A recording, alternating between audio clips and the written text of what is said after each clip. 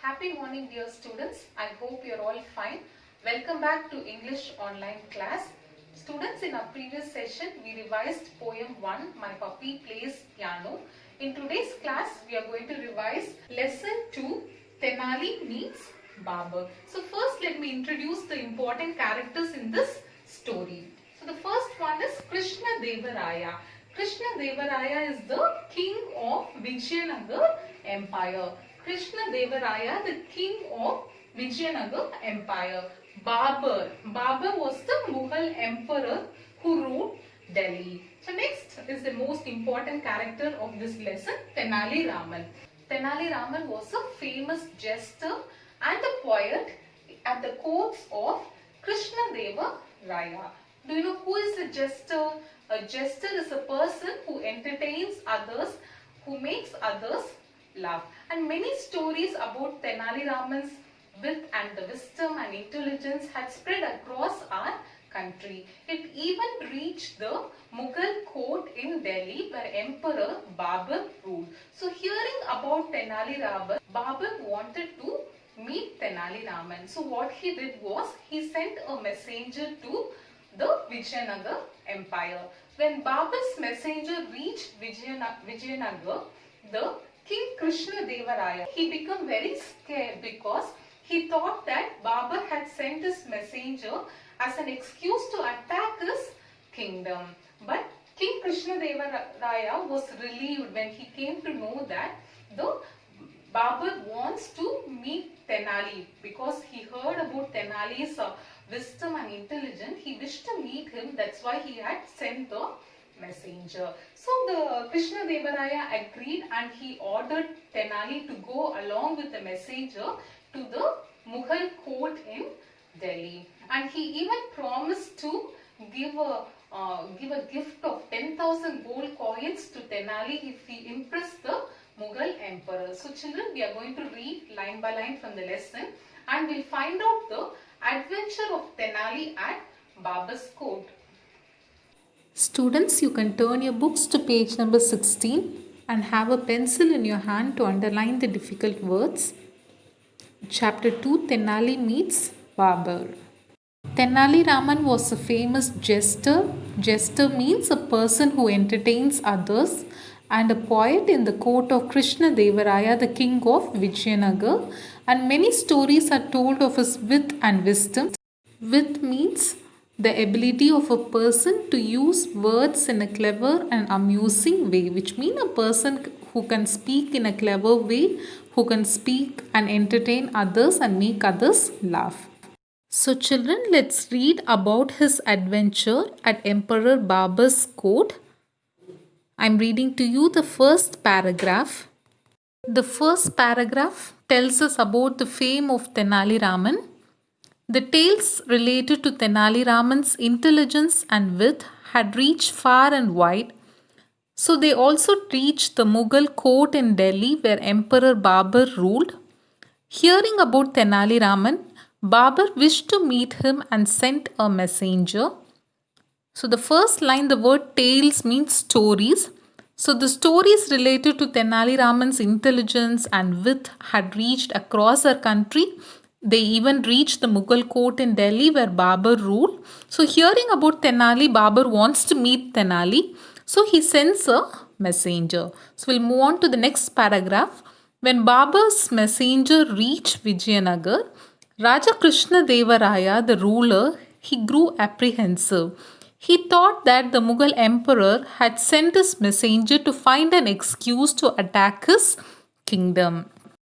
In this paragraph, we could see that when Babur's messenger reached Vijayanagar, Raja Krishna Devaraya, he grew apprehensive. The word apprehensive means afraid and anxious that something bad might happen. So the Raja, the king, was scared because he thought the Mughal emperor had sent his messenger to find an excuse to attack his kingdom. The next paragraph talks about what happened in King Krishna Devaraya's court. The Raja was relieved when the messenger said, "Our emperor wants to meet Tenali Raman.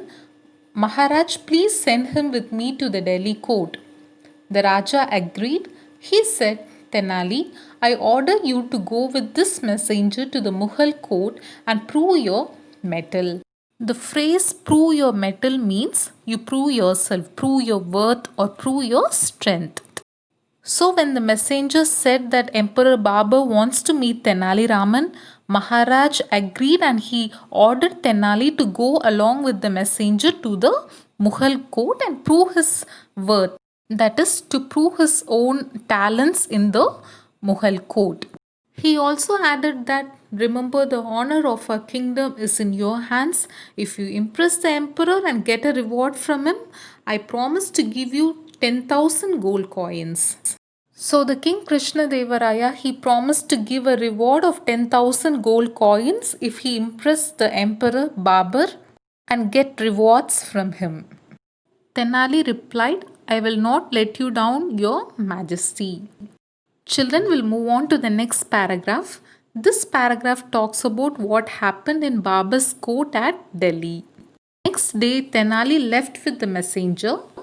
When Babur heard that Tenali Raman had arrived, he said to his courtiers, you all know he is a very witty man. However, if I find anyone laughing at his jokes, that person shall be punished. So, when Babur came to know that Tenali Raman had arrived, he said to his courtiers not to laugh at Tenali's jokes, and if anyone laughs, that person shall be punished. Next paragraph talks about Tenali at Babur's court. Did Tenali impress Babur? Children, let's read and find out. At the royal court, Tenali tried many antics, but no one smiled. He said many amusing, witty, and wise things, but to no effect. 15 days passed by, but all his efforts to make people laugh failed. Tenali understood that something was amiss. He realized that Mughal courtiers were deliberately keeping a somber face. Tenali knew that defeat would mean losing prestige and honor for Vijayanagar as well as his own position there. So he thought of a plan. So what happened at the royal courts of Babur was Tenali tried many antics. Antics means funny behaviors to make others laugh. But to his surprise, none of them laughed. He said many amusing, witty and wise things but to no effect. So even though he said many jokes and amusing and wise things but no one was laughing there. 15 days passed. So he was entertaining the courtiers for 15 days. But all his efforts to make people laugh failed, but he couldn't make anyone laugh in the court. Then Tenali understood that something was amiss, okay, something was strange or something was wrong there. He realized that the Mughal courtiers were deliberately keeping a somber face. Deliberately means they are all keeping a somber means serious, okay, a serious face. So Tenali knew that defeat would means losing his prestige and honor for his kingdom. So what he thought is he thought of a plan there. So what was the plan he used to impress King Babur? Okay, we'll read and find out from the next paragraph. Babur was in the habit of going for a ride on his horse every morning. He would be accompanied by two of his ministers. The minister's job was to carry pouches of gold coins to distribute to the poor on the instructions of the king. So every morning Babur used to go for a horse ride along with his two ministers, and ministers used to carry pouches of gold coins to distribute to the poor people. In the next paragraph, we could see that one day Tenali disguised himself as an old laborer with a spade on his shoulder and a mango sapling in his hand. Having surveyed Babur's route closely, Tenali found a spot by Yamuna where he knew Babur would see him. When Tenali spotted Babur approaching, he began to dig the ground. So one day Tenali dressed himself as an old laborer with a spade on his shoulder, and he also had a mango sapling in his hand. The word surveying means closely watching something. So Tenali, after surveying Babur's route, he found a spot near Yamuna where he was sure that Babur would definitely see him. When he found that Babur was approaching, he began to dig the ground. So children, let's move on to the next paragraph to find out what happened to Tenali when Babur meets him near river Yamuna. I'm reading to you the next paragraph. Babur was surprised to see an old man with a white beard planting a mango sapling, he couldn't help asking, Bade Mian, what are you doing? So, in this paragraph, we read that Baba was surprised to see an old man planting a mango sapling. So, he asked him, Bade Mian. Bade Mian is a Hindi word which means dear old man, and he asked, what are you doing? Jahan Pana, I am planting a mango sapling, replied Tenali Raman. Jahan Pana means, Your Highness, I am planting a mango sapling.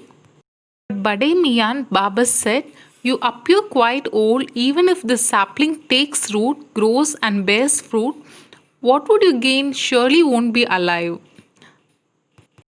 Baba says, Dear old man, you're already old, and when the tree gives root and bear fruit, you won't be alive also. Then what would you gain by planting this tree?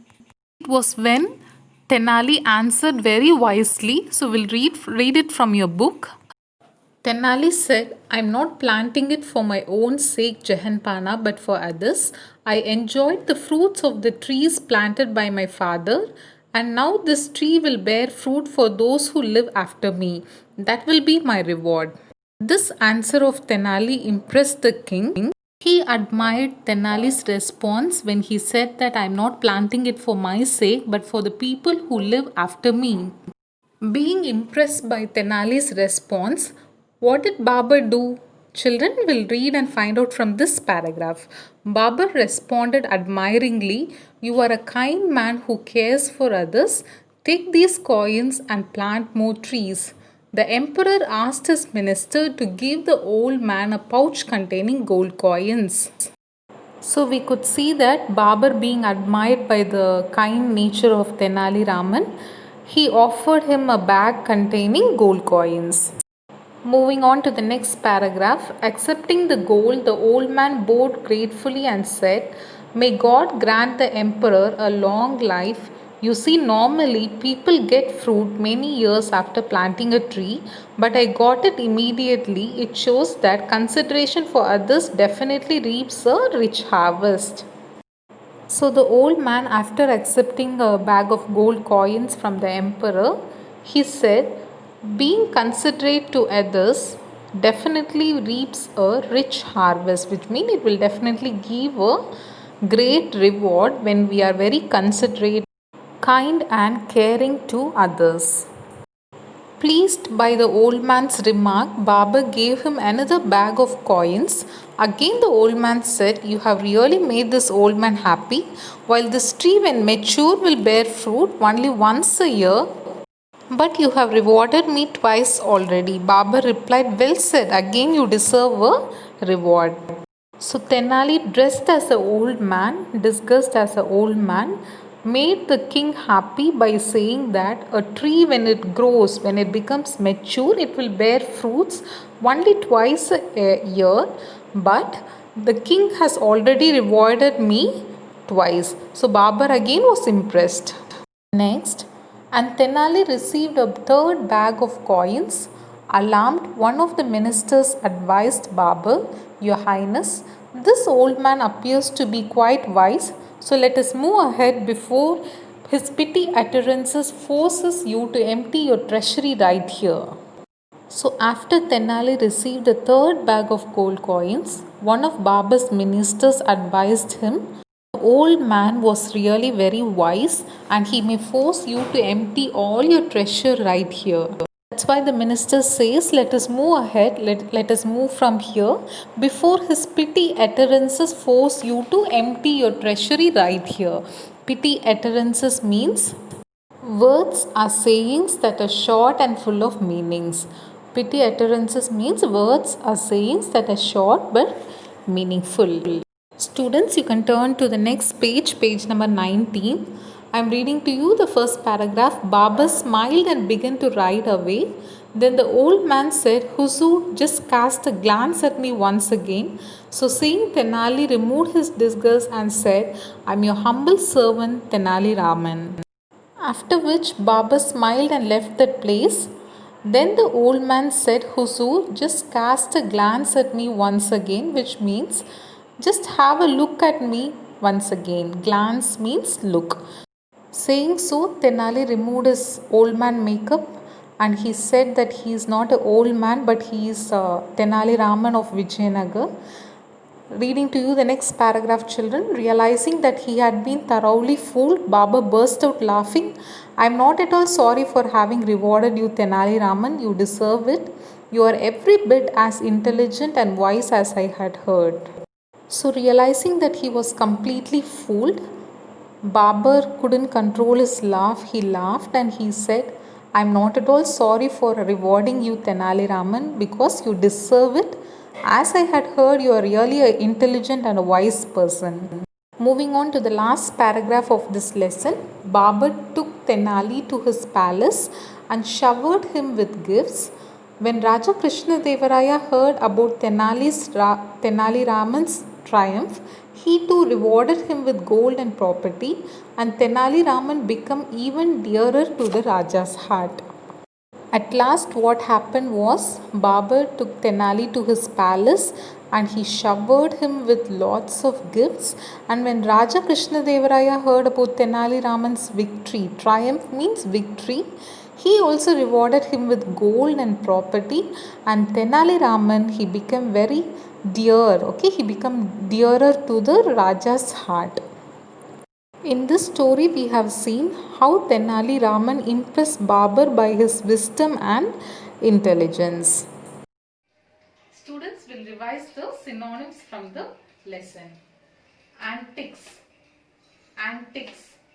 Antics means funny or unusual behavior. Antics. Funny or unusual behavior. Amiss. Amiss. Amiss means something was wrong. Amiss. Something was wrong. Grew apprehensive. Grew apprehensive, which means became anxious. Grew apprehensive. Became anxious. Prove your mettle. Prove your mettle, which means prove your worth. Prove your worth. Ready. Keeping a somber face. Keeping a somber face. Looking serious. Looking serious. Keeping a somber face means deliberately looking serious. Bade miyan. Bade miyan. It's a Hindi word which means dear old man. Dear old man. Jahanpana. Jahanpana, which means your highness. Your highness. Pity utterances. Pity utterances, which means sayings that are short and full of meanings. Pity utterances, which means sayings or words that are short and full of meanings. Dear students, you must have understood the story by now. So now it's time for us to do the book back exercises. The synonyms from the lesson and answers to the comprehension questions are sent to you. So you can copy down in your classwork. Now you can move on to page number 20 in your book. Page number 20. Let's do the first exercise. Exercise D. Fill in the blanks with words from the box. First question, Tenali Raman was famous for his dash. Tenali Raman was famous for his intelligence. The answer is intelligence. Second, the princess said to the shepherd, if you bring me the singing flower, I will dash you with 5 bags of gold. So children, what is the answer for this question? Yes, you are right. The princess said to the shepherd, if you bring me the singing flower, I will reward. Reward is the answer. Reward you with 5 bags of gold. Reward means I'll gift you. Okay, I'll gift you with 5 bags of gold. So the answer is reward. Let's move on to the third question. It was great dash for Australia when they lifted the Cricket World Cup in 2015. So what is the answer? It was a great triumph for Australia when they lifted the Cricket World Cup in 2015. Triumph. So triumph means victory. So third answer is triumph. Fourth question, Apurva has not yet returned my book. Every time I ask her, she has an dash. So which is the answer, children? Every time I ask her, she has an excuse. Okay, so when teachers ask you why you didn't finish your assignment, you always give us excuse, no? So similarly, Apurva has not yet returned my book. Every time I ask her, she has an dash, she has an excuse. Fifth question, Suniti is a successful and famous actor, but she is as dash as ever. So the answer for this question is humble. Okay, Suniti, even though she is a successful and a famous actor, but she is as humble as ever. Moving on to the last question, Aman was dash as a policeman in the school concert. Answer is discussed. So Aman was discussed as a policeman in the school concert. Next is exercise E. The words in capitals are from the story. Circle the correct antonym for each. So you have to circle the correct antonym for each of these words. First one is amiss. So we know that amiss means something wrong. So what is opposite to wrong? Perfect. So the answer is perfect. Amiss means perfect. Second one, attack. The opposite to attack is to defend. Okay, defend is you're protecting someone. So opposite to attack is defend. Third thing is honor. Opposite to honor is insult. Okay, honor. Opposite is insult. Fourth one, witty. Opposite of witty is stupid. Okay, witty means I told clever. So opposite to clever is stupid. Students, you can circle stupid. Moving on to the next question. Fifth one, gain. Opposite of gain is lose. So you can circle lose with your pencil. Sixth question, rich. Opposite to rich is needy. Circle out needy in your textbook. And seventh question, defeat. The opposite to defeat is triumph. You can circle triumph. Eighth one, humble. The opposite word is arrogant. You can circle it, arrogant. Ninth one is rewarded. Opposite is punished. 10th, admire. Opposite word is dislike. Admire means you're liking something. So the opposite is dislike. 11th, amusing. Opposite is boring. 12th, pleased. And the opposite word is annoyed. Students, I'll repeat the answers for you. Amiss, perfect. Attack, defend. Honor, insult. Witty, stupid. Gain, lose. Rich, needy. Defeat, triumph. Humble, arrogant. Rewarded, punished. Admire, dislike. Amusing, boring. Pleased, annoyed. Next is exercise F, punctuation. And children, I'll give this for you to do at your home as your homework. Rewrite this paragraph with full stop, question marks, exclamation mark and capital letters. So you can do this as your homework. But before doing it, you must know the rules you must follow while punctuating a paragraph. The foremost thing you must remember in punctuation is a sentence always starts with a capital letter and it ends with a full stop.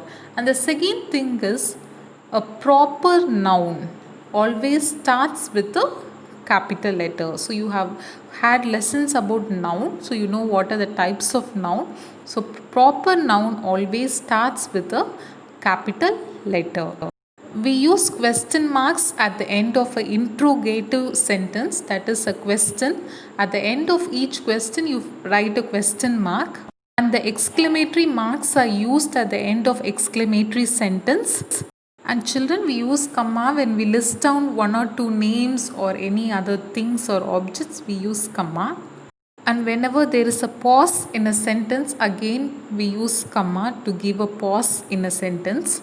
And the sentence usually ends in a full stop. These are some of the rules you must remember while punctuating a paragraph.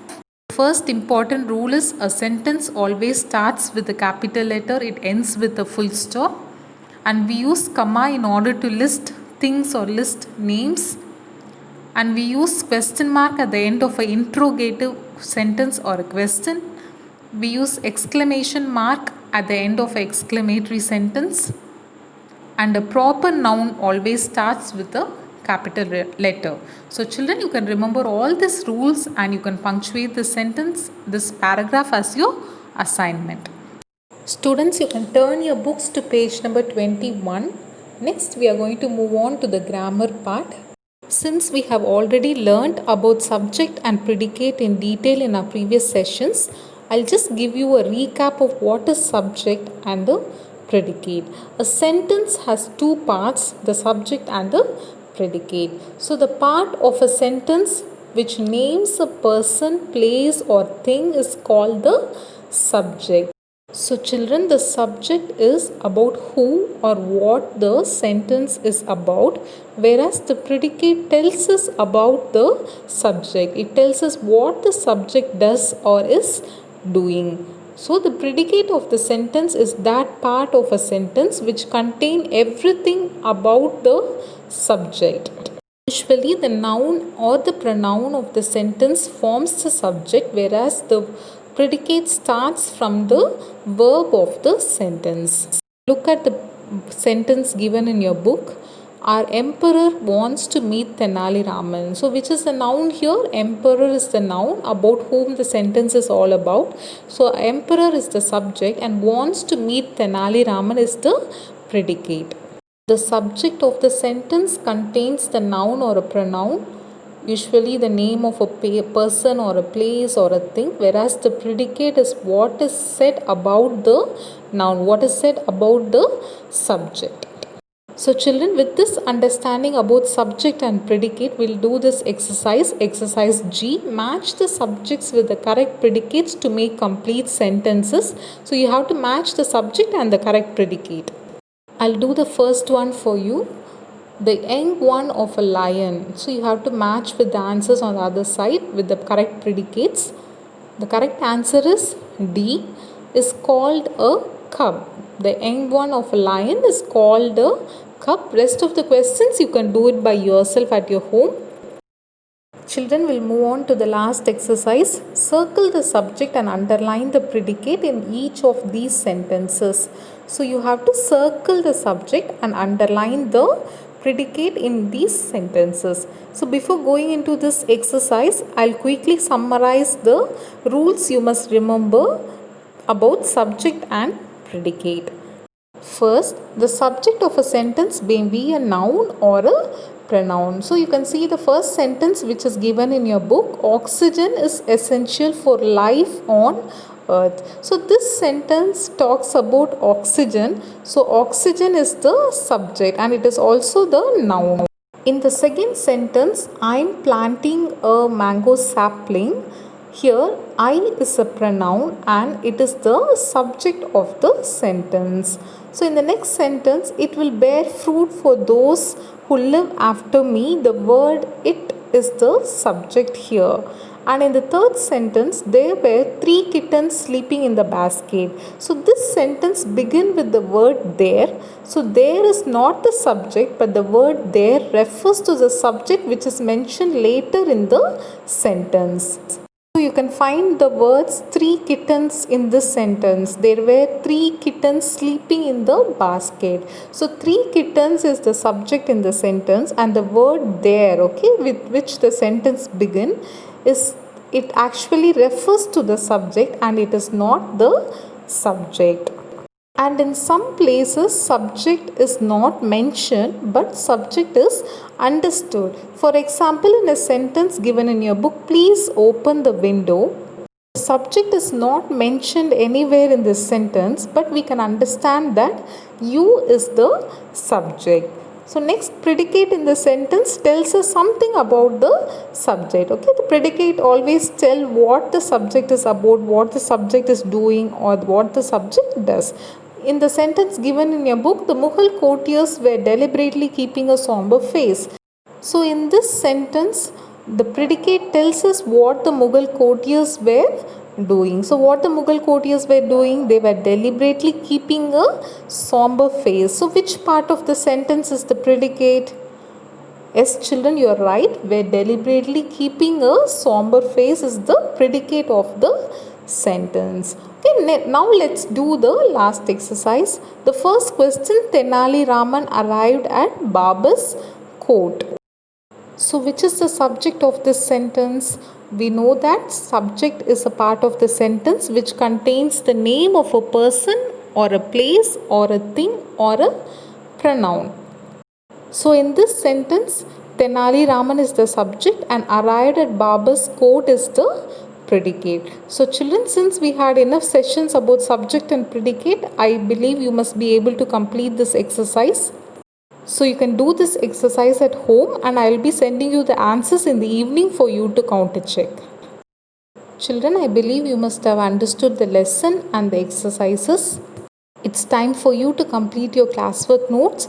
Write neatly in your classwork, leave one finger space and write, and you can draw lines after each answer, and you make your notebook neat by underlining the headings, and side by side you must also prepare for your exams. Thank you, children. Have a nice day.